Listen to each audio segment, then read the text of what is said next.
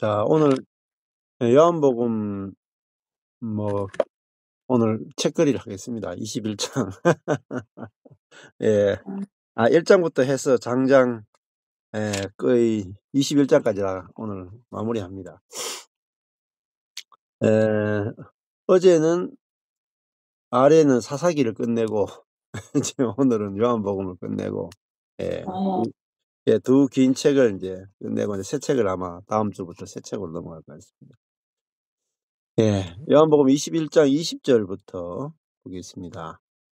그 앞에 이제 그 요한복음 제일 마지막에 이제 그 예수님과 베드로의 이야기가 나오면서 요한복음이 이제 마무리가 되죠. 그래서 베드로가 어떤 삶을 살게 될 것인가 했을 때, 그 베드로가 성령이 너에게 띠를 띄우고 원치 아니하는 곳으로 데려갈 것이다. 그렇게 했는데 원치 아니하는 것이 어떠한 죽음으로 하나님께 영광을 돌릴 것을 가리키심이라. 결국은 베드로가 죽음으로 하나님께 영광을 돌릴 것을 이야기하는 내용이라고 볼 수 있습니다. 그러니까 복음이라 하는 것은 죽음으로 하나님께 영광을 돌리는 거죠. 예수님도 죽음으로 우리를 살리셨죠. 그래서 복음은 뭐 남에게 뭐 선을 행하는 게 아니에요, 사실은. 그러니까 죽음이냐 선이냐. 대부분 기독교인들은 예수 믿으면 선하게 살아야 된다, 이런 생각을 많이 합니다. 근데 선과 죽음은 다른 것이죠. 자, 죽어야 죽었다가 알아져야 생명이 나오고, 또 그 생명은 그 죽은 사람에게서만 나오는 것이 부활의 생명입니다. 생명이라고 하면 부활의 생명이잖아요. 그리고 그 부활의 생명은 내가 죽어서 남을 살리는 생명입니다. 선을 행하는 것이 아니라, 뭐 선을 행하는 것은 나의 노력으로 가능합니다. 그런데 근데 선은 내가 죽지 않고도 손해보면서 할 수 있는 거죠. 적당하게 손해보면서 할 수 있는 게 선이잖아요. 근데 선은 뭐 예수 믿는 사람이나 뭐 절에 다니는 사람이나 뭐 심지어 뭐 아랍 뭐 무슬림이거나 혹은 힌두교 사람이거나 뭐 아니면은 신앙이 없는 사람이거나 누구든지 선은 다 행할 수 있어요. 이게 교회는 다른 불신자들이 할 수 있는, 다른 종교인들이 할 수 있는 선을 보여주는 것이 아니라 부활의 생명을 보여주는 것이죠. 부활의 생명은 절대로 살아있는 사람으로서는 불가능한 것이죠. 부활의 생명은 나도 살고 너도 살고가 아니라 나도 살고 너도 살고는 이제 선에 해당되는 거죠. 그거는 이제 사람이 할 수 있는 거죠. 그런데 이 부활의 생명은 예수님처럼 내가 죽어서 남을 살리는 거죠. 또 내가 의인이 죽어서 죄인을 살리는 거예요. 이런 거는 이제 없어요, 세상에. 우리가 의인을 위해서 죽는 사람은 간혹 있거니와, 뭐 나라를 위해서 죽거나 뭐 대의를 위해서 죽는 사람은 있죠. 간혹 있습니다. 그러나 죄인을 위해서 죽는 사람은 없다 이 말입니다. 내가 극악무도한 사형수를 위해서 내가 대신 죽겠다, 이런 사람은 없다 이 말입니다. 그거는 부활 생명만이 극악무도한 사형수를 위해서 대신 죽을 수 있는 거죠. 복음은 성령이 우리에게 오시면 하는 일이 뭐냐면은 나를 낮추어서 남을 높이는 거죠. 나를 낮추어서 남을. 이것도 부활 생명이 아니면 안 됩니다. 겸손도 나를 낮추어서 남을 높이는 거잖아요. 예수님이 나는 온유하고 겸손하다. 그러니까 부활의 생명은 겸손하죠. 나를 낮추고 남을 높이는 것. 그 사람이 복음에 이제 실제가 됐느냐 안 됐느냐, 그러니까 딱 지식이냐 생명이냐 가려낼 수 있는 방법은요, 겸손입니다. 겸손. 부활의 생명은 겸손한 생명이에요. 그러니까 그 천연적인 생명의 가장 큰 특징은요, 교만입니다. 자기를 하나님처럼 높이고자 하는 것. 그러니까 선으로, 지식으로, 경건으로, 이런 선행으로, 여하튼 자기를 높이는 것이 타락한 생명의 본질입니다. 근데 자기를 낮추는 것은 부활의 생명이 아니고는 불가능해요. 그게 빌립보스입니다. 예수님이 자기를 낮추셨다. 죽기까지 복종하셨다 하는 거죠. 그러면은 이 천연적인 생명은 또 뭐냐면은 남을 끌고 가는 거예요. 남을 끌고 가는 거예요. 리더하는. 왜냐하면 부활의 생명은요, 남을 따라가는 거죠. 그러니까 안 되죠. 우리가 천연적인 생명은 내가 뭐 선을 행하든지 막 성경을 잘 가르치든지 기도를 많이 하든지 은사가 나타나든지 내가 잘나서 남을 막 끌고 가는 거죠. 자, 근데 부활의 생명은 보세요. 부활의 생명은 뭐냐면 남을 따라갈 수 있는 거예요. 그래서 여기도 보면은 예수님이 베드로에게 남이 네게 띠띠우고 원치 아니하는 곳으로 데려가리라. 부활의 생명은 이렇게 복종할 수 있는 거죠. 따라갈 수 있는 거죠. 자기의 뜻이 아니라 상대방의 뜻대로 할 수 있는 것입니다. 자기 주장이 아니라 상대방의 주장을 따라갈 수 있는 게 바로 부활의 생명입니다. 이게 바로 뭐냐면 지식과 실제의 차이예요. 그러니까 부활의 생명은 자기를 낮출 수 있는 생명이고, 부활의 생명은 남을 따라갈 수 있는 생명. 이게 명확해져야 돼요. 안 그러면요, 헷갈려요. 그리고 교회 안에서 이게 자아는 이 꼬리가 9이라 가지고 자기를 둔갑을 둔갑을 잘하기 때문에 나도 속고 니도 속아. 근데 확실히 안 속는 방법이요, 예수님을 잘 바라보면 돼요. 예수님이 이 땅에 어떻게 사셨는가 깊이 들여다보면은 영적인 분별력이 생긴다는 거예요. 예수님은 하늘에서 땅으로 내려오신 분이고 하나님과 동등됨을 취할 것으로 여기지 아니하신 분이고, 예수님은 하나님이 이끄시는 대로 십자가까지 따라가신 분이잖아요. 예수님을 딱 해보면은 부활의 생명이 무엇인지 정확하게 알 수 있죠. 그래서 요한복음을 기록한 목적은 예수를 믿고 생명을 얻게 하려 합니다. 이렇게 말하다 말입니다. 그 생명이 뭐냐? 그게 바로 하나님의 생명이고 부활의 생명이다 말이에요. 그 예수를 믿으면 뭐가 나타나느냐? 생명이 나타나는 거예요. 하나님의 생명이 나타난다. 그 하나님의 생명이 나타나는 게 뭐냐? 성화예요. 기독교인들이 성화에 대해서 너무나 오해를 많이 한다는 거예요. 천연적인 생명이 좀 선해지는 것, 그걸 성화로 잘못 알고 있다. 하나님의 생명은 사람의 생명과 또 이 천연적인 생명과 정반대적인 특성을 가지고 있어요. 정반대. 그래서 하나님의 생명은 겸손한 생명이고 따라가는 생명이고 또 온유합니다. 온유해요. 자, 예수님이 나는 온유하고 겸손하다 했다면, 이 따라갈 수 있는 거, 남이 나에게 띠띠우고 원치 않은 곳으로 데려갈 때 따라갈 수 있는 거, 이게 온유한 거죠. 겸손하고 온유한 거죠. 그러니까 뭐 그러니까 대형교회 어떤 목사님들처럼 막 카리스마를 가지고 사람들을 막 끌고 가고 이끌고 가고 그게 좋은 게 아니에요. 예, 온유하다는 것은 부드러운 거잖아요. 예수님이 굉장히 부드럽다 이 말이에요. 그게 이 온유죠. 그러면은 자아의 생명의 특징은 뭐냐면은 탁합니다.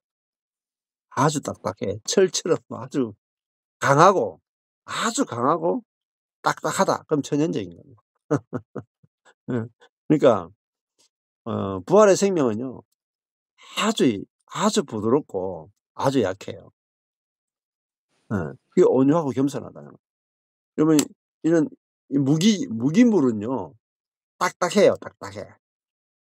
예. 그리고 아주 강해요. 이 생명이 없는 거는 강하고 딱딱해요. 근데 생명이 있는 거 보세요.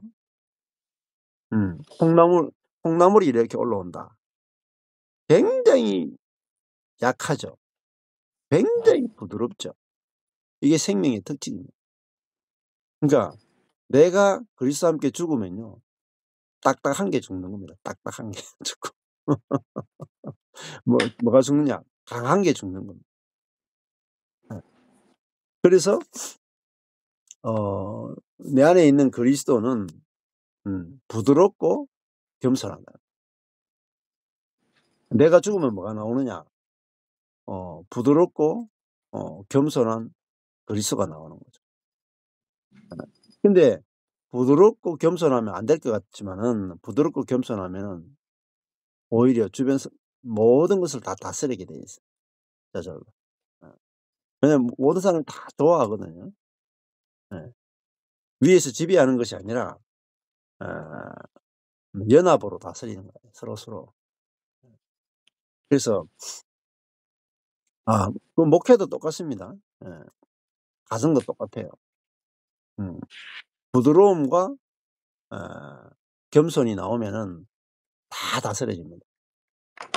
근데 자녀들이 예 정신적으로나 모든 면에서 문제가 생기는 것은 부모가 딱딱하기 때문이고 어 또 부모가 교만하기 때문에 그게 천연적인 생명이거든요. 그러니까 천연적인 생명으로 하면은 무조건 문제가 생깁니다. 그 부모가 자식을 늘 위에서 가르치는 입장이다. 판단하는 입장이다. 그럼 자녀가 힘들어요. 자, 그래서 원래 나이가 중학생 정도 이제 한 고등학생쯤 되면 평등해야 돼요, 부모와 자식이. 예. 고등학생쯤 되면은 부모와 자식이 정말 인격체로서 같은 입장에서 어 동등하게 이야기해야 되는데 이렇게 이야기하면 안 된다는 거예요. 부모와 자식 간에 이렇게 상하 관계로. 그러면은 문제가 생기죠. 그러니까 지금 부모와 자식 간에 문제가 생긴 사람 자세히 보면요. 부모가 위에 있어요, 위에. 자식이 아래에. 이 관계가 아니고 이렇게 돼 있단 말이에요. 이렇게 되면은 문제가 안 생겨요. 이렇게 되면 문제가 생긴다는 거예요. 예. 자, 그래 그렇게 되는 것도요. 대부분 뭐냐면은 우리가 인제 저도 가정 사역 참 많이 했는데요. 가정 생활 성경 공부를 굉장히 오랫동안 했는데 예 가정 생활 성경 공부에서 이제 가장 중요한 게 뭐냐. 예. 그 창세기 2장 말씀을 들어요. 예. 남자가 그 부모를 떠나 아내와 연합하여 한 몸을 이룰지니라. 그걸 이제 가장 중요하게 여깁니다. 예. 그러니까 자녀들이 부모를 떠나 배우자와 연합하여 한 몸을 이룰지니라. 여기 제일 중요한 게 뭐냐? 부모를 떠나야 해요. 떠나. 그러니까 자녀는 부모를 떠날 준비를 해야 되고 부모는 자녀를 떠나 보낼 준비를 해야 돼요. 음. 그게 자녀 양육에서 가장 중요한 포인트 중에 하나. 예. 그 자녀를 왜 키우느냐? 떠나 보내기 위해서. 예. 자녀는 왜 자라느냐? 부모를 떠나기 위해서. 그게 돼야 자녀를 20살만 돼도 내가 떠나 보내야 되는 건 내 마음에서 떠나보낸다는 것은요, 마음에서 떠나보내야 돼요. 예. 모든 통제에서 떠나보내야 돼요. 예. 물리적으로, 환경적으로 자녀를 다 떠나보내야 됩니다.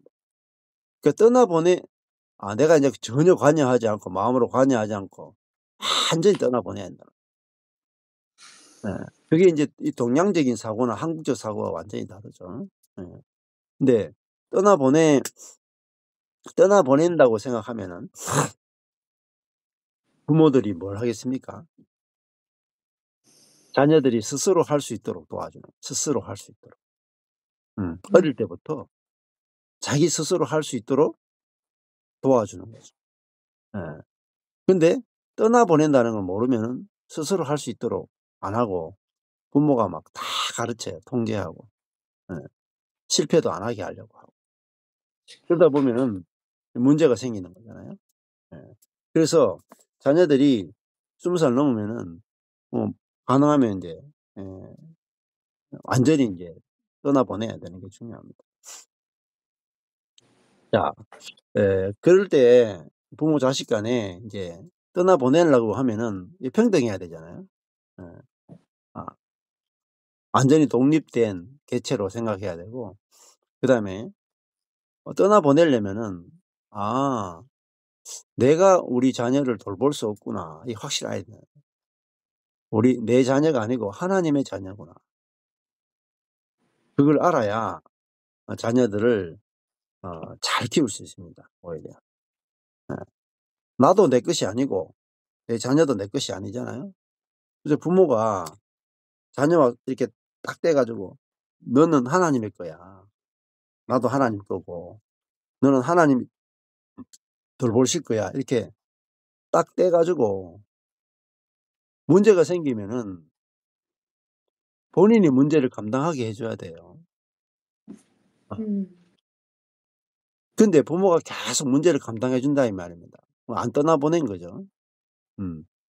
고생도 해 봐야 돼요. 예. 감옥에 갈 일이 있으면 감옥도 가고 파산할 일이 있으면 파산도 하고. 예. 뭐 실패가 나쁜 게 아니잖아요. 아니 요셉도 감옥 갔다 왔는데요 뭐. 아 그러니까 본인이 사고 친 것은 본인이 감당할 수 있는 게 승인이잖아요. 그게 독립됐다는 거잖아요. 음. 그래서 어 우리는 실패를 안 하려고 하기 때문에 많은 문제에 빠진다는 거예요. 예. 나도 그렇고 자녀도 그렇고요. 실패가 절대적으로 필요해요. 고난도 절대적으로 필요하고 파쇄도 절대적으로 필요합니다. 예. 그래서 실패와 좌절이 굉장히 좋은 거란 말이에요. 근데 실패와 좌절을 안 시키고 꽃길만 걸으세요 가지고 꽃길만. 그것만큼 악한 말이 없습니다. 꽃길만 걸으세요. 예. 인생길에 꽃길이 없습니다. 꽃길만 없어요. 성경 말씀하고 완전히 달라요. 음. 하나님 항상 좋은 일과 나쁜 일을 겸하여 주십니다. 겸하여. 예. 좋은 일이 생기면 기뻐하고 나쁜 일이 생기면 생각해야 돼요. 그게 성경 말씀이 다 나온다 이 말이에요. 근데 꽃길만 걸으세요. 말이 됩니까? 예. 말이 안 되죠. 그건 자아의 인제 갈망일 뿐이고. 음. 아 나쁜 일이 생기면은 깊이 '왜 나쁜 일이 생겼는가.' 깊이 생각하고 또 그것을 통해서 약함의 비밀을 배워가는 거죠. 예. 어제도 인제 아내랑 오는데 그런 말 했거든요. 뭐 강함의 비밀 제가 이렇게 쓱 이야기하니까 아내가 하는 말이 "여보 강함에는 비밀이 없어." 강함에는 비밀이 없어. 약함에는 비밀이 있는데 강함에는 비밀이 없습니다. 그럼 강하면 잘 된다. 이거 무슨 비밀이 있습니까? 비밀이 없어요. 근데 약함이 좋아 보이는데 강한 것보다 더 잘 된다. 이 비밀이다 말이에요. 예. 약함이 그 망함이잖아요. 예. 약함이 곧 실패잖아요. 예. 약함이 곧 '나는 할 수 없다.'잖아요. '나는 할 수 없다.' 안에 비밀이 숨겨져 있단 말이에요. 놀라운 비밀이 숨겨져 있다. 예.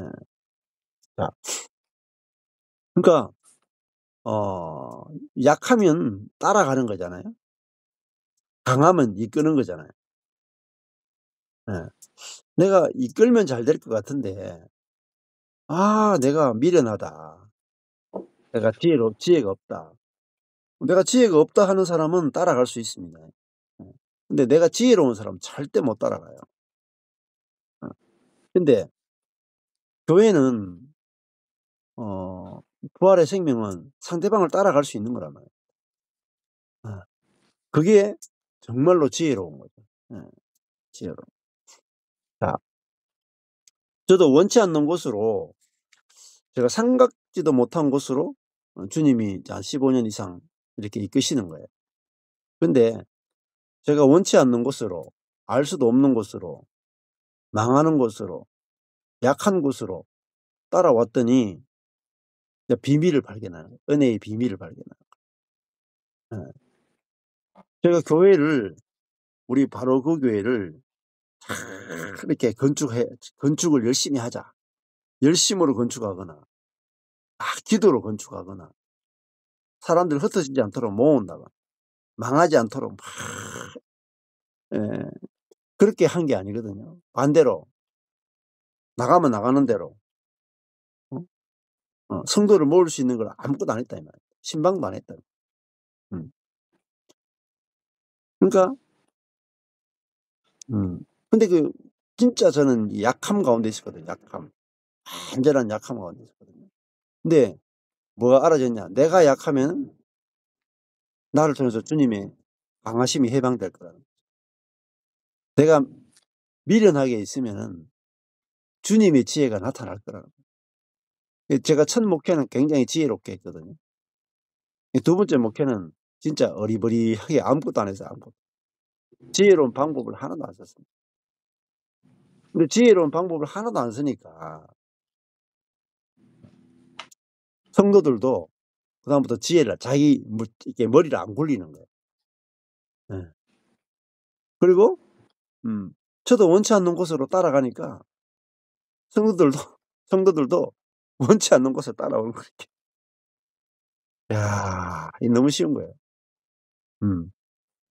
제가 주님이 이끄시는 대로 아무것도 안 하고 주님이 예 하게 하시는 것만 했거든요. 그냥 말씀 공부. 저는 이렇게 이제 주님이 이끄시는 대로 그냥 말씀만 공부하고 이렇게 따라가는 거예요, 이렇게. 그랬더니 우리 성도들도 이제 말씀만 이렇게 하면서 따라오는 거예요. 이게 뭐냐면 그게 하나님의 지혜란 말이에요, 하나님의 지혜. 음. 내 방식대로 목회하거나 내 방식대로 자녀를 양육하는 것이 아니라 어 지혜롭게 하는 내 머리로 지혜롭게 하는 게 아니라 주님의 지혜로 하는 거예요, 주님의 지혜. 예. 완전히 이 세계가 다른 거죠. 음. 자, 그래서 자녀 양육도 사실 자세히 보면요. 자녀가 원하는 대로 이렇게 따라가면 돼요. "네가 뭘 원하냐? 어? 네가 무슨 직업을 갖기를 원하느냐? 네가 원하는 게 뭐냐? 네가 원하는 대로 해라." 따라가면 너무 쉽다 이 말이에요. 너무 쉽다. 근데 막 의사를 하라 뭘 하라 막 그러면은 좋은 것 같지만은 문제가 생긴다. 예.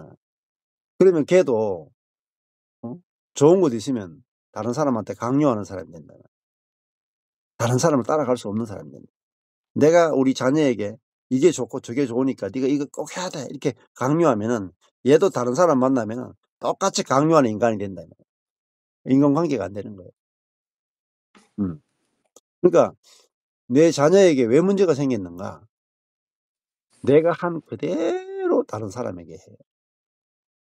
그래서 문제가 생긴다 말이에요. 자, 우리가 베드로가 이 야곱도 그렇죠. 야곱도 자기가 원하는 대로 이렇게 빼앗고 정치하는 사람이었잖아요. 근데 이스라엘 야복강에서 환도뼈가 딱 부러졌다. 그 힘의 그늘이 꺾어진 거죠. 그러니까 힘이 있는 강한 야곱이 환도뼈가 부러지면서 약한 야곱이 됐다. 저는 야곱이 이스라엘 된 거죠. 그 쩔뚝쩔뚝 저는 사람을 뭐라고 하냐면 이스라엘이라고 부릅니다. 똑바로 걷는 사람, 힘있게 걷는 사람을 야곱이라고 합니다. 근데 하나님은 야곱을 통해서는 일할 수 없다며. 절뚝절뚝 저는 이스라엘을 통해서만 하나님이 일하신다. 네. 자, 그러니까 목회가 안 되는 이유가 뭐냐? 예. 너무 힘이 세서 그래요. 너무 똑똑해서 그래요. 예. 예. 똑똑하고 능력이 있기 때문에 목회가 안 되는 겁니다. 자, 왜냐하면은 성도들 보면 답답해서 못 살아. 너무 똑똑하기 때문에 성도들이 하는 거 보면 너무나 멍청해 보이거든요. 자꾸 이제 지적질한다고. 예. 자, 내가 너무 강해. 목사로서 너무 능력이 있어. 근데 성도들 보니까 능력이 없어. 그러면은 둘 중에 하나입니다. 판단하고 정죄하거나, 두 번째, 내가 내 능력 가지고 성도를 막 도와버려. 선으로. 그래서 약한 성도를 강하게 만들어 주는 거예요. 약한 성도 강하게 만들어 주면요. 매 음. 원점이에요, 원점. 원점. 음. 하나님은 우리를 힘들게 파쇄하고, 파쇄하고, 파쇄해 가지고 약하게 만들어 놨는데 환도뼈를 부러뜨렸는데 우리는 수술해 갖고 환도뼈를 정상으로 만들어 버려. 그러니까 그게 선이에요, 선. 예. 성도들을 강하게 만들어 주면 안 돼요. 성도들을 섣불리 도와주면 안 돼요. 예. 성도들을 섣불리 약한 성도를 섣불리 도와줘서 강하게 만들어 준다. 하나님이 하신 일을 다 무효화시키는 거예요. 음. 나도 그렇고 성도도 그렇고 약하게 되고 실패하고 무너지는 것은 하나님이 수십 년 작업해서 그렇게 된 거예요. 그러니까 모세가 40대 팔팔하고 아주 지혜롭고 똑똑하고 아주 능력이 있었잖아요. 근데 하나님께서 광야에 딱 집어넣어 가지고 40년 동안 지혜와 능력을 빼는 데 40년 걸렸어요. 자기의 능력과 자기의 지혜를 빼는 데 40년 걸렸어요. 근데 80살 모세가 딱 돼 가지고 인제 힘도 지혜도 하나도 없어졌어요. 고때가 주님이 일하시기 딱 좋거든요. 근데 우리는 80세 노인이 인제 주님을 위해서 일하려고 하면 야, 지혜도 필요하고 능력도 필요하니까, 응? 80세 모세 만나 가지고, 예, 음 기력을 차리라고 산삼을 선물로 주고 이제 다시 머리가 똑똑해져야 된다고 신학교 보내고 이런다고. 응? 신학교 보내 가지고 똑똑해지면은 주의 일을 할 수 있느냐? 아니란 말이에요. 더 망친다. 예. 주님 어떤 사람이 일할 수 있는가? 어 성령이 이끄시는 대로 갈 수 있는 고 상태가 좋은 거란 말입니다. 어. 예. 환경이 이끄는 대로 끌려갈 수 있는 사람. 음. 남이 네게 띠띠운다는 말은 환경이 네게 띠띠우고 끌고 간다. 또 하나님은 환경을 통해서 인도하시거든요. 그러니까 그 환경을 따라갈 수 있는 사람. 음. 뭐 남을 따라갈 수 있는 사람. 자기보다 못한 사람을 따라갈 수 있는 사람. 배우자를 따라갈 수 있는 사람. 형제를 따라갈 수 있는 사람. 음. 그 사람이 이제 새로운 피조물이다. 예. 그러니까 뭐 다른 사람하고 안 부딪히잖아요. 부딪힐 일이 없죠. 따라가는데 뭐 부딪힙니까? 이끌려고 하니까 부딪히죠. 그래서 교회는요. 이 남이 내게 띠띠우고 원치 않는 곳으로 갈 때 따라갈 수 있는 생명이 있는 사람이 있어야 교회가 건축이 돼. 음. 그렇지 않고는요. 지식으로는 교회가 건축이 안 돼요. 절대. 어. 복음의 어떤 고봉의 말씀을 나는 깨달았다. 이걸 다른 사람에게 전달해 주면 교회가 세워질 거다. 그걸로는 안 세워져. 안 세워져. 반드시 뭐가 나타나야 되느냐. 남이 나를 끌고 갈 때 내가 기꺼이 끌려갈 수 있는 그 생명이 아니고는 교회가 건축이 안 된다고. 예. 자, 그게 인제 실제죠, 실제. 음. 자, 교회 건축은 지식으로 되는 게 아니고 연합으로 되는 것입니다. 능력으로 되는 게 아니고 약함으로 되는 것이고 똑똑함으로 되는 게 아니라 미련함으로 교회가 건축이 되는 거죠. 교회를 모르면은 반대로 가요. 어. 내가 교회를 알면은 복음이 명확하게 깨달아져요. 명확하게. 명확하게 보여진다는 거예요. 그래서 교회를 모르고 신앙생활하면은 다 자기만 잘나면 돼. 내가 놀라운 은사를 가지면 되고 성경도 막 언어까지 막 알면 되고 막 깊이 알고 막 매일 성경 공부하고 막 기도도 많이 하고 예배도 많이 드리고 선도 많이 행하고. 근데 개인으로서는 신앙생활 잘하는 거죠. 근데 그런 사람 3명만 모아 놔도요 다 쪼개져. 하나가 안 돼. 그러면은 가장 성숙한 신앙은 뭐냐면요. 내 옆에 사람하고 함께 살 수 있는 사람. 가장 성숙한 것은 옆에서 내 옆에 있는 사람이 존재로 보이고 함께 사는데 문제가 없는 사람. 그게 가장 성숙한 신앙. 예. 그걸 영적이라 그래요, 영적. 자, 성경에서 말하는 영적이라는 개념은요. 형제와 연합하여 살 수 있는 걸 영적이다. 근데 이 세상에서 말하는 영적이라는 말은 야, 저 사람 능력이 있다. 야, 저 사람 은사가 있다. 저 사람 진짜 뭐 하늘에 올라갔다 내려왔다. 두 사람 병 고치는 은사가 있다. 두 사람 예언을 한다. 이런 걸 다 영적으로 생각한다. 예. 근데 고린도전서 읽어보면요. 그건 다 어린애 장난이에요. 아직까지 딱딱한 음식을 못 먹는단 말이에요. 자, 근데 그런 사람들이 다 모였는데 교회가 쪼개지더라. 이게 고린도전서예요, 고린도전서. 하여튼 쪼개지면 어린애예요. 딴 거 없어요. 기준은 형제와 쪼개지느냐 안 쪼개지느냐지 성경을 얼마나 많이 아느냐는 아니에요. 성경을 많이 공부하는 이유는 형제와 연합이 안 깨지기 위해서지. 그러니까 연합을 위해서 성경을 공부해야 되는 거지. 성경을 많이 공부한 결과로 쪼개진다. 그러면 사단에게 속은 거예요. 100% 속은 거예요. 100%. 자,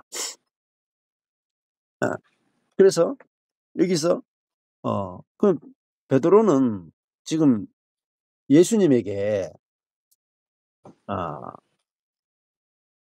예수님이 베드로를 "내 양을 먹이라." 이렇게 하셨다면 "내 양을 먹이라." 예? "내 양을 먹이라." 이렇게 하셨다면 예. 근데 "내 양을 치라. 내 양을 먹이라.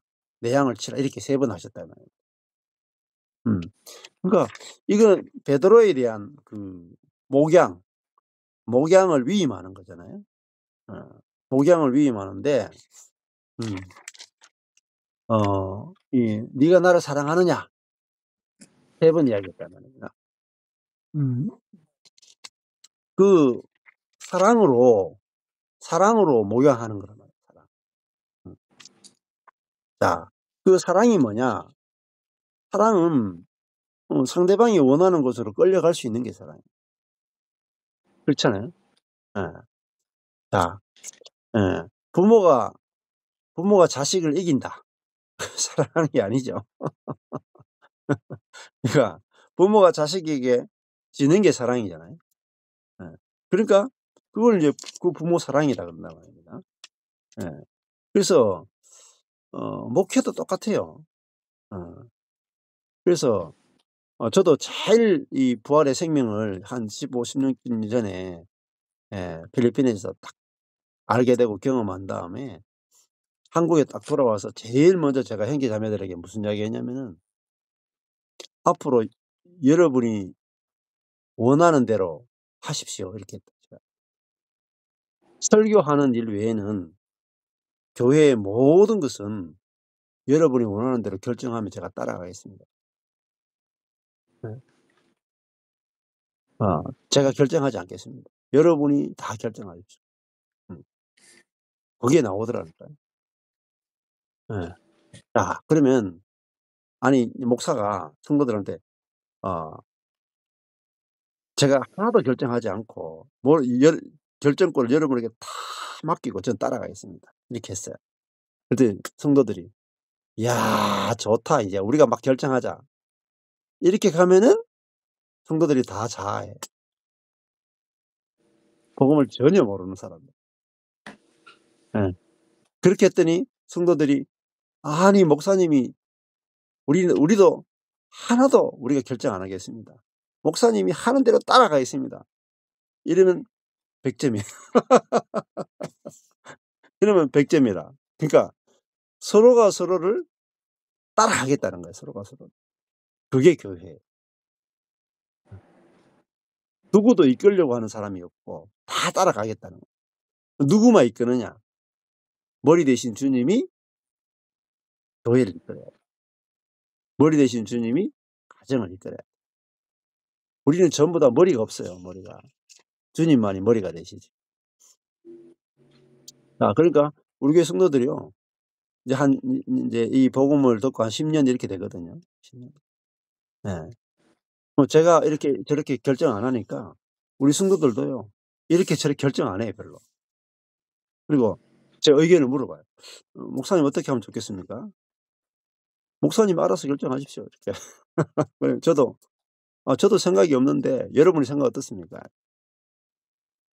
그래서 성도들이 "아 목사님 결정하십시오." "아 그래요? 저는 이렇게 하면 좋겠는데요." 성도들이. 목사님 그렇게 하세요." 아무 문제가 없다며요. 전에는 안 그랬어요. 전에는 제가 한 16년 전에는 예? 제가 결정하려고 하면 반대 의견을 이 형제가 하면 저 형제가 또 반대 의견 내고 굉장히 시끄러웠다 이 말입니다. 결정이 안 돼요, 결정이. 그래 가지고 야 선택하기가 너무 어렵더라고요. 너무너무 어려워요. 진짜 선택이 어려웠거든요. 근데 어 내 지혜를 '나는 지혜롭다. 그러니까 내가 선택하는 게 옳다.' 하는 사람이 자아인 걸 알게 되었고 똑똑한 사람이 그리스도 함께 못 박혔다 이 말이에요. 똑똑한 사람이 십자가에서 정확하게 못 박혔다. 그리고 '나는 모르겠습니다.' 하는 사람이 지혜로운 사람이고 그게 새 사람이다. '나는 모르겠으니까 이제는 주님이 이끌어 가십시오. 나는 모르겠으니까 형제가 선택하십시오.' 이게 이제 새로운 피조물이다. 그랬더니 나만 그렇게 되는 게 아니라 상대방도 "나도 모르겠습니다." 이렇게 되더라니까요. 그러니까 하나가 되는 거예요, 하나. 둘 다 모르니까 싸울 일이 없잖아요. 아니까 싸우죠. 예. 모르면 싸울 일이 없어요. 음. 자, 그러니까 분쟁의 원인은 똑똑하니까 그런 거예요. 예. 네. 모르면 뭐 싸울 일 없잖아요. 어 어. 자, 그래서 이 마지막에 베드로에게 위임할 때 예 "네가 젊어서는 원하는 곳으로 다녔거니와 늙어서는 원치 않은 곳으로 가리라." 근데 원치 아니하는 곳으로 가면서 복음이 증거되는 거죠. 놀랍게 복음이 증거되는 거죠. 성령이 이끄시는 대로 가니까 교회가 만들어지고 사람을 얻게 되고 예 그렇게 되는 것입니다. 자, 이걸 이제 뭐 지식으로 배워서 되는 게 아니고 내 안에 있는 그리스도는 예 하나님께서 이끄시는 대로 따라가신 분이라는 거죠. 어디까지 갔느냐? 십자가까지 가셨다. 정말 내 눈에 보기에 최악의 장소, 최악의 상태, 최악의 길, 망하는 길. 그 길로 누가 갈 수 있겠어요? 예. 지혜가 있는 사람은 절대로 십자가의 길을 갈 수가 없어요. 근데 지혜가 없는 사람만이 십자가의 길을 간다. 근데 거기서 부활을 경험하고 거기서 주님의 예. 엄청난 구원의 역사를 경험하게 된다. 예. 자, 오늘 이제 그 베드로와 이야기를 하고 어 나를 따르라 했습니다. 나를 따르라. 마지막에 19절에 보면 베드로에게 이르시되 나를 따르라. 그 나를 따르라가 뭐겠어요? 너도 내가 가는 길을 가야 된다. 내가 십자가의 죽음으로 부활했고 승천한다. 그리고 성령을 보낸다. 그럼 너도 어느 길로 가느냐? 너도 네 자아가 나와 함께 죽고 새 생명으로 부활해서 하늘에 속한 자로서 성령을 해방시켜서 사역을 하게 될 것이다. 그것이 주님을 따르는 길이다 말이에요. 그러니까 주님이 하신 것과 똑같은 길로 살고 사역하지 않으면은 그게 제자가 아니다 말이에요. 제자는 뭐냐? 스승과 똑같은 길을 가는 거예요. 똑같은 삶을 사는 거예요. 그게 제자란 말이에요. 그 스승은 죽고 부활했는데 제자는 죽고 부활하는 게 없다. 그럼 제자가 아닌 거죠. 그 고대의 스승과 제자의 개념은요, 똑같은 걸 말해요. 제자는 스승을 100% 카피하는 거예요. 그게 제자의 개념이에요. 그러니까 스승의 길을 똑같이 가는 게 제자예요. 예수님이 가신 길, 죽음과 부활과 승천과 성령의 보냄의 그 길로 똑같이 가는 게 진짜 제자라는 거예요. 그러니까 우리도 얼마나 영광스럽습니까? 스승이 가는 길을 똑같이 간다. 그러면 스승이 예수님 그랬거든요. 아니 세상이 나를 핍박했는데 너희는 핍박 안 하지 않겠느냐? 예수님이 세상과 종교에 핍박받아 가지고 십자가에 못 박혔잖아요. 죽었잖아요. 그러면은 제자인 우리도 세상과 종교에 핍박을 받아야 정상적이다. 자, 그것이 주님을 따르는 길이다. 나를 따르라. 이렇게 19절에서 예수님 베드로에게 말씀하셨습니다. 그리고 20절부터 이제 마무리가 들어가는 거죠. 베드로가 돌이켜 예수의 사랑하시는 그 제자가 따르는 것을 보니 이제 베드로는 옆에 보니까 예수의 사랑하시는 그 제자, 이게 요한이잖아요. 그는 만찬석에서 예수의 품에 의지하여, 이게 최후의 만찬이죠. 마지막 식사의 자리에서 예수의 품에 의지하여 주여, 주를 따르는 자가, 주를 파는 자가 누구 오니까 묻던 자라. 지금 요한복음을 쓰고 있는 요한을 자신을 이야기하는 거죠. 그래서 요한이라 하지 않고 이렇게 에둘러서 이야기하는 겁니다. 이에 베드로가 그를 보고 예수께 여짜오되 주여 이 사람은 어떻게 되게 삼나이까? 이렇게 돼 있죠. 자, 여기도 보면은 20절 21절에 그리스도라고 하지 않고 예수라고 부르죠.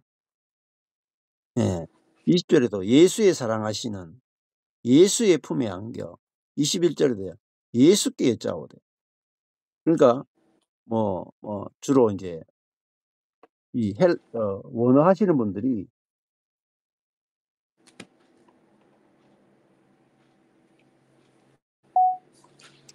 그리스도는 이제 새 사람이다. 이렇게 해서 이렇게 나누어 가지고 막 하시는 분들이 계시거든요. 또 그게 맞다고 막 따라가시는 분들이 계세요. 근데 그게 올바른 공부가 아닙니다. 분명히 예수님이 부활하신 예수님인데 그리스도라고 부르지 않고 여전히 예수라고 부르고 있죠. 예수라는 이름 자체가 구원자라는 거예요. 구원자. 그리스도는 기름 부음 받은 자라는 뜻이고. 그러니까 예수가 구원자인 예수가 바로 그리스도다. 기름 부음 받은 자다. 이게 이제 신약이 이야기하는 거잖아요. 그래서 그걸 그렇게 구분하면 안 된다는 거죠. 자, 그래서 이 원어를 공부하시는 분들이 원어는 아는데 문맥은 몰라요. 굉장히 중요한 거. 그러니까 원어는 아는데 한국어는 모른다. 진짜 이 한탄할 일이죠. 예. 언어는 그 안에 뭐 이렇게 예 언어를 안다고 해서 다 되는 게 아니라 문맥을 아는 것이 훨씬 더 중요하다 이렇게 볼 수가 있어요. 자, 베드로가 요한을 보고 예수께 여짜오되 주여 이 사람은 요한은 어떻게 되겠습니까? 22절에 보니까 예수께서 가라사대 내가 올 때까지 그를 머물게 하고자 할지라도 네게 무슨 상관이냐? 너는 나를 따르라 하시더라. 여기 보면 두 번이나 하죠. 나를 따르라. 두 번 반복해요. 자, 내가 올 때까지 그를 머물게 하고자 할지라도 네게 무슨 상관이냐? 그러니까 요한은 상당히 오래 살죠. 사도 요한이 제일 오래 삽니다. 근데 베드로는 더 일찍 죽어요. 그러니까 베드로는 일찍 순교하고 요한은 밤모섬에 갇혀 가지고 요한계시록을 쓴단 말입니다. 그래서 그 용도가 다른 거죠. 용도가. 베드로의 용도와 요한의 용도가 다르잖아요. 쓰시는 분에 달려 있잖아요. 근데 베드로는 나는 원치 않는 곳으로 가는데 저 요한은 어떻습니까? 이렇게 물으니까 네가 알 바 아니다. 그는 내가 쓰는 것이다. 이렇게 말하죠. 거의 뭐 감옥에 오래 갇혀 있는 게 좋으냐? 순교가 빨리 죽는 게 좋으냐? 뭐 일장일단이 있습니다. 매한 거죠. 우리도 빨리 죽어서 주님께 가는 거나 오래 사는 거나 다 일장일단이 있단 말이에요. 주님께 달린 거죠. 그래서 내가 올 때까지 요한을 머물게 하고자 할지라도 살도록 하고자 할지라도 너에게는 상관이 없는 이야기다. 너는 나를 따르라. 그렇게 이제 주님이 말씀하시죠. 23절에 보면 이 말씀이 형제들에게까지 나갔습니다. 그러니까 사람들은요 이게 비교하는 게 굉장히 강해요. 시기 질투도 굉장히 자, 그 제자는 죽지 아니하겠다. 라는 말까지 됐다. 그를 머물게 하고자 할지라도 이렇게 했으니까 앞에 베드로는 야 원치 않는 곳으로 가니까 빨리 죽는구나. 근데 요한은 죽지 않겠다 이렇게 해석했다 이 말이에요. 근데 예수님의 말씀은 그가 죽지 않겠다 하신 것이 아니라 내가 올 때까지 그를 머물게 하고자 할지라도 네게 무슨 상관이냐 하신 것이죠. 그러니까 꼭 죽지 않겠다고 한 게 아니고 너는 상관하지 말라 이게 핵심이다.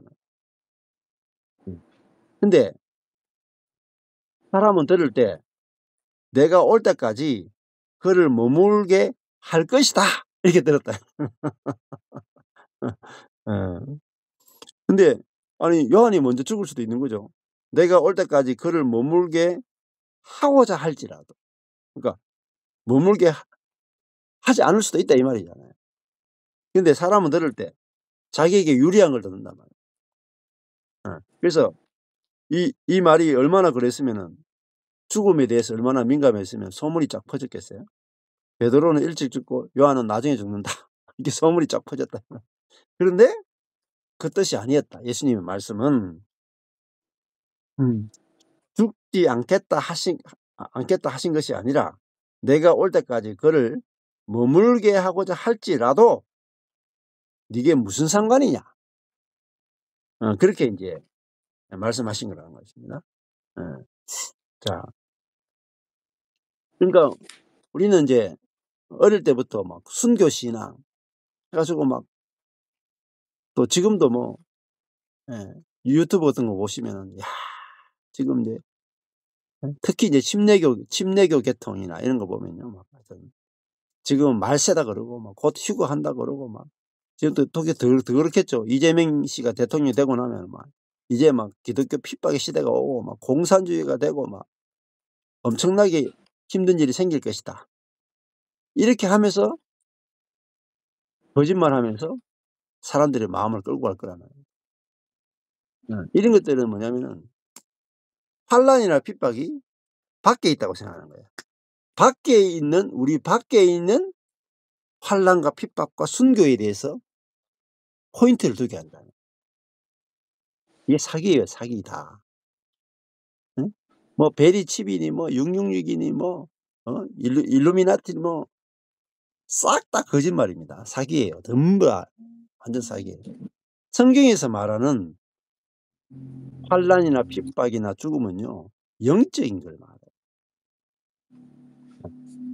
환난이나 고난이나 이런 것들이 뭐냐면요. 순교나 다 뭐냐면은 내 자아의 죽음에 대해서 말해요. 예. 내적인 걸 말한다는 거예요 사실. 외적인 걸 말하는 게 아니라. 밖에 있는 환경의 어떤 환난, 핍박 이런 건 아무것도 아니에요. 진짜 핵심은 자아가 모든 환난과 핍박을 만들어 낸다는 거예요. 자아가 두려움을 만들어 낸다는 거예요. 내가 죽고 그리스도가 살면요. 뭐 지구가 멸망해도 괜찮아요. 예. 어떤 뭐 기독교 핍박이 와도 괜찮고요. 공산화가 돼도 괜찮아요. 아무 문제가 없어요. 그걸 두려워하게 만드는 게 누구냐? 자아라는 거예요. 자아. 음. 자, 그러니까 어 이 제자들도 야 베드로는 순교하고 요한은 오래 살겠다. 예? 이렇게 거기에 포커스를 두는 거예요. 예. 내가 죽고 그리스도가 사는 데 포커스를 둔 게 아니고 환경적인 문제에 모든 포커스를 둔단 말이에요. 예. 지금도 막 예 특히 더 그래요. 예. 또 뭐 구원파라든지 뭐 특히 뭐 이영환파라든지 뭐 이런 데 가면은 맨날 털어놓는 게 뭐냐 전쟁, 기근, 환란, 뭐 재림 막 지옥 가고 막 사람들을 막 뭐로 끄느냐 지옥의 두려움을 가지고 어 뭐 지옥 가는 크리스찬 해 가지고 막 지옥에 대한 두려움을 가지고 예수 믿게 하는 거예요. 음.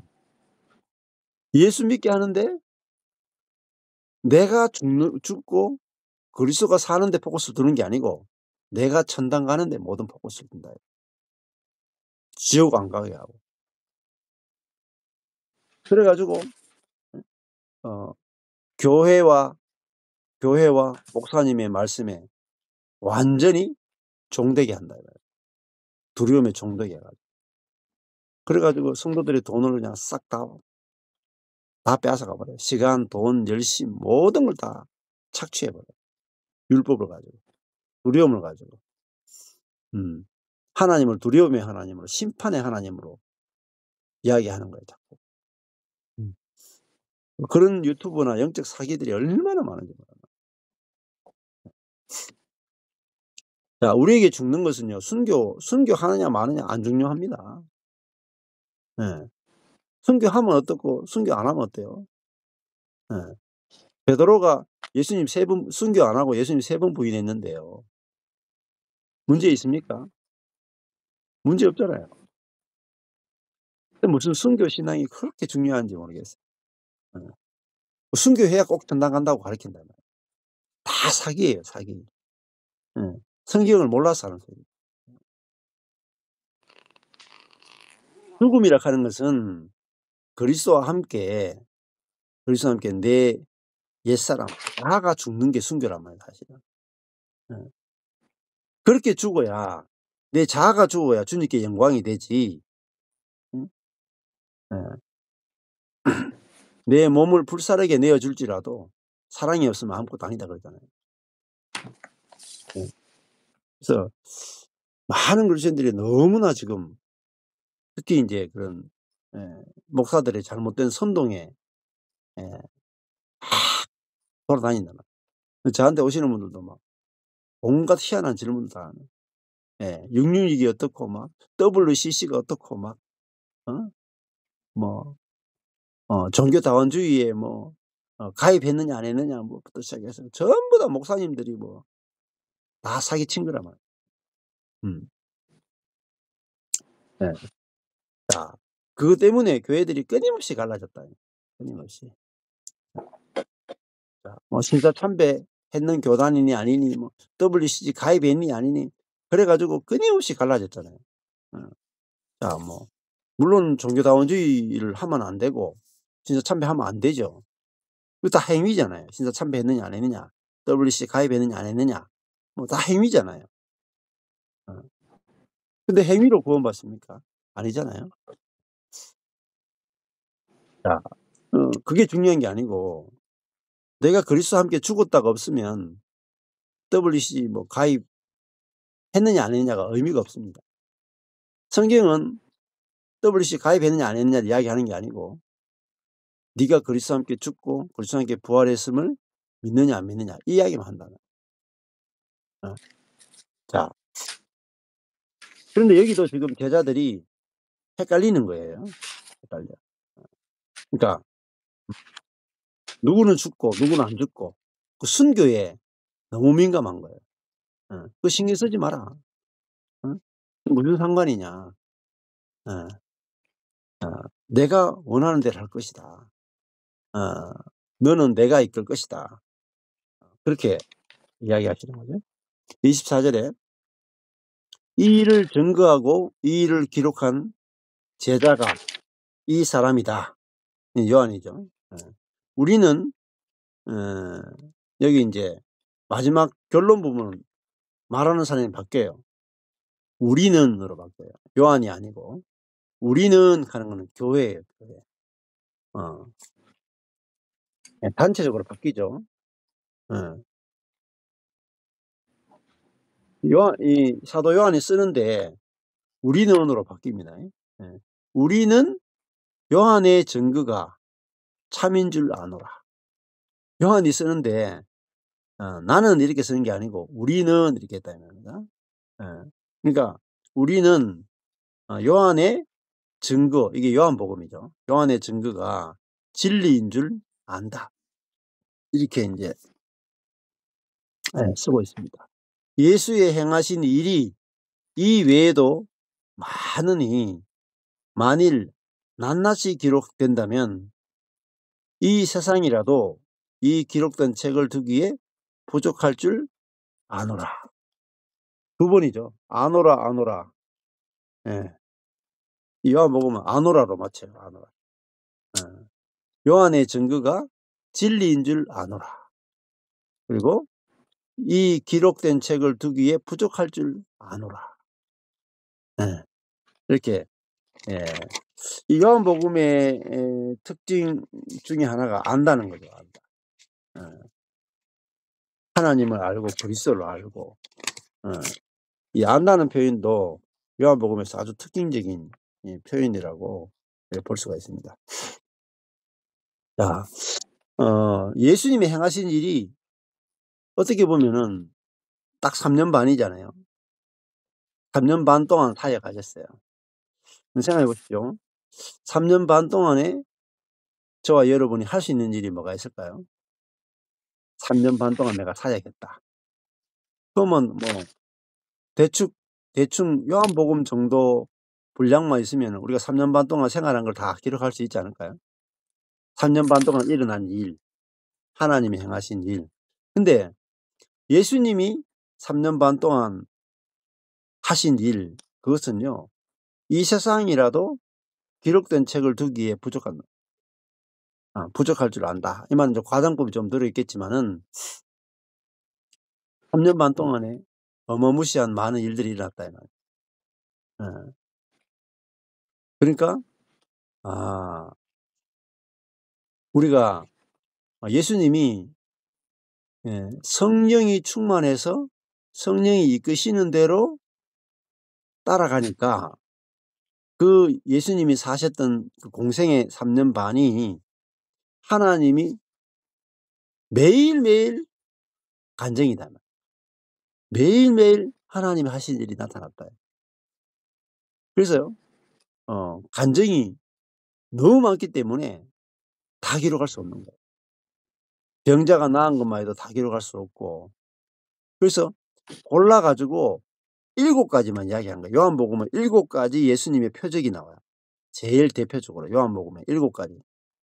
그러니까 예수님이 3년 반 동안 하신 일은 너무너무 많은데 대표적으로 7가지만 이야기했다.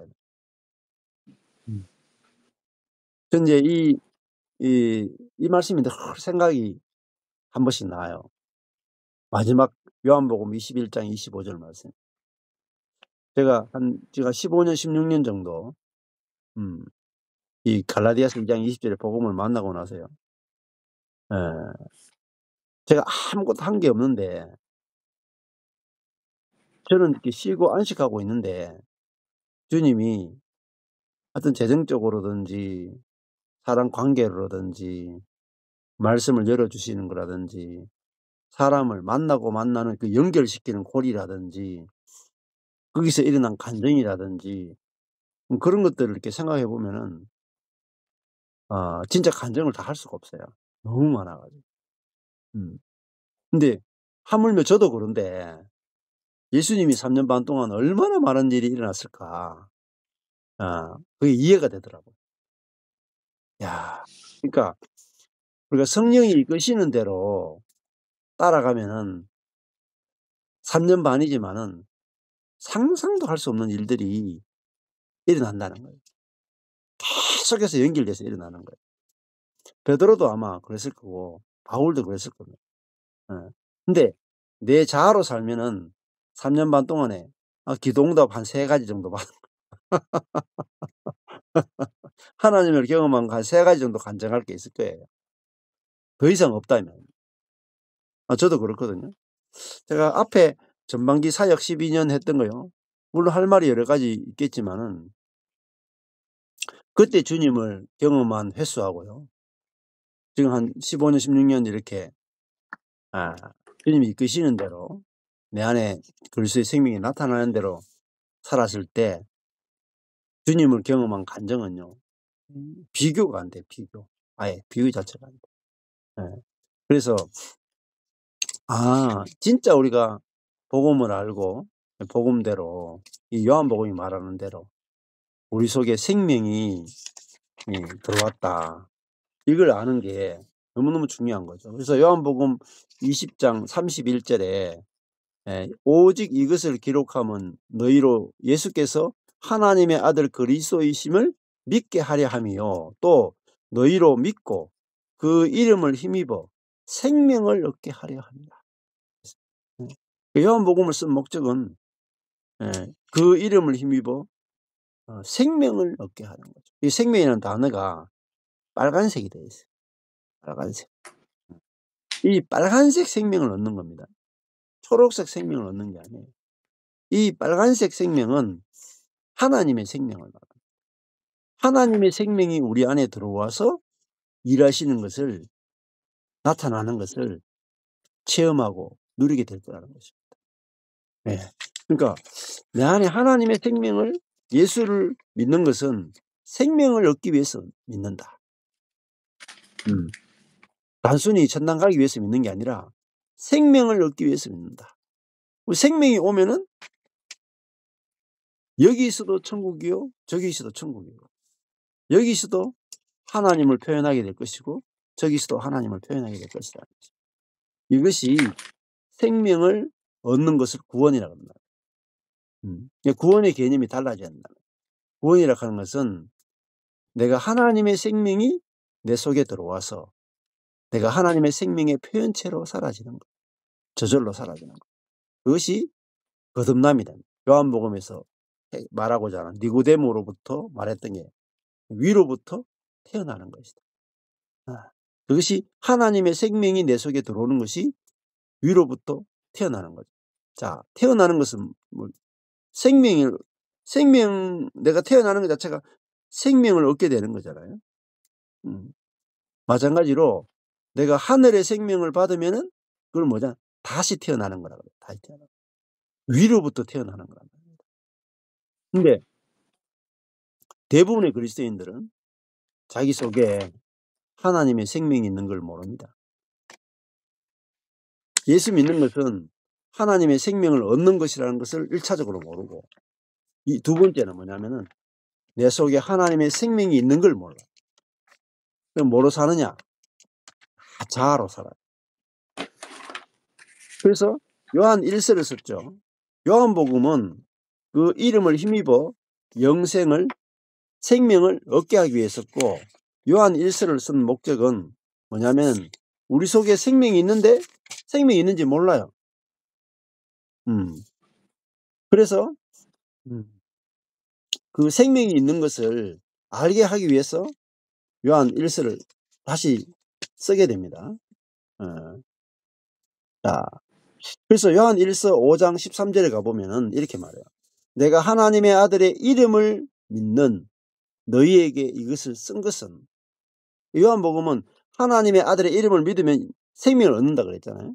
근데 요한 1서는 내가 하나님의 아들의 이름을 믿는 너희에게 이것을 쓴 것은 너희로 하여금 너희에게 영생이 있음을 알게 하려 합니다. 영원한 생명이 있음을 알게 하려 합니다. 죽어서 영원히 사는 걸 이야기하는 게 아니에요. 영원한 생명이 있음을 알게 하기 위해서. 이게 요한 1서입니다.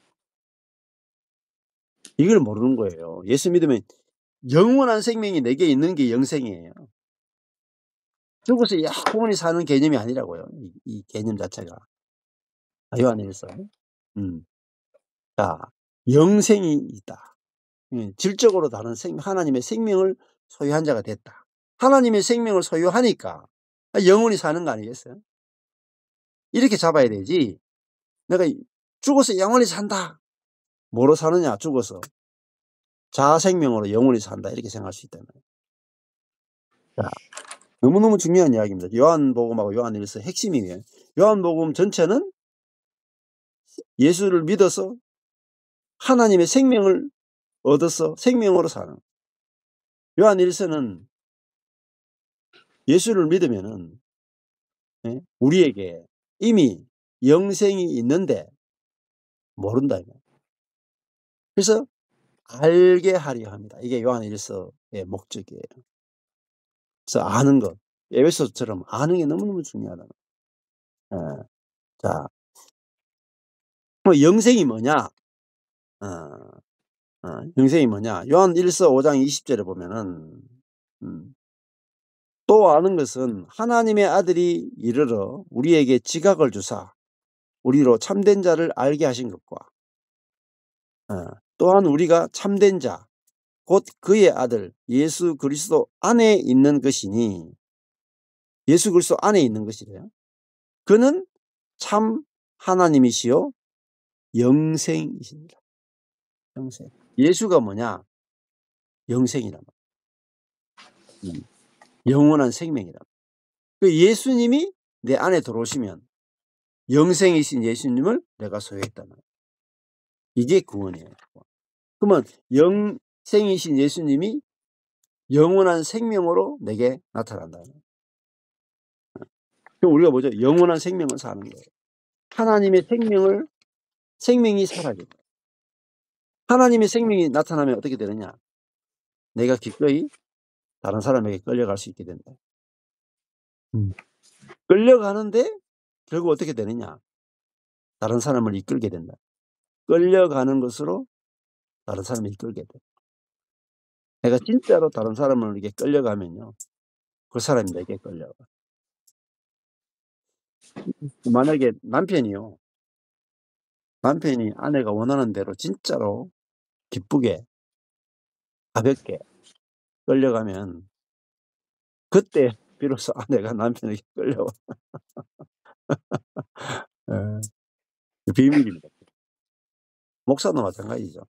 성도들이 원하는 대로 진짜로 끌려가고 싶은 마음이 있으면 그게 생명이잖아요. 생명은 접촉이 되면 전이가 된단 말이에요. 흘러간다 이 말이에요.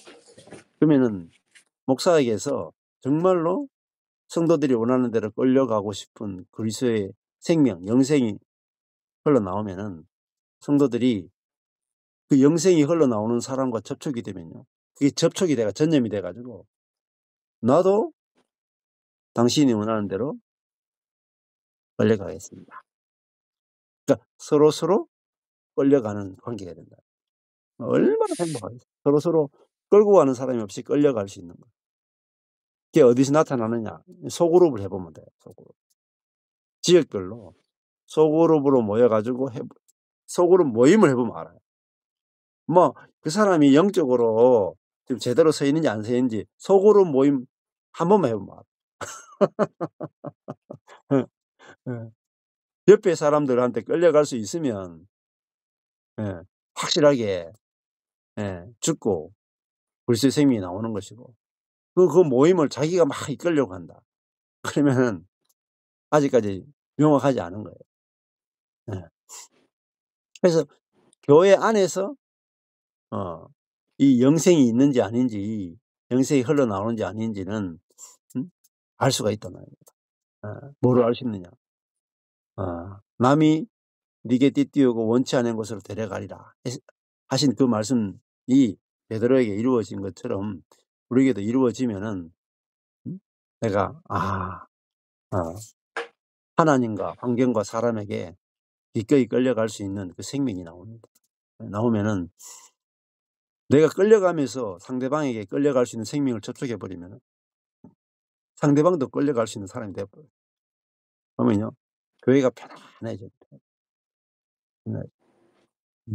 그래서 저희 교회도 많이 편안해졌거든요. 옛날에는 막 그랬는데 지금은 서로서로 끌려갈 수 있는 것들이 되기 때문에 굉장히 많이 편안해졌다는. 자 오늘은 여기까지 하겠습니다.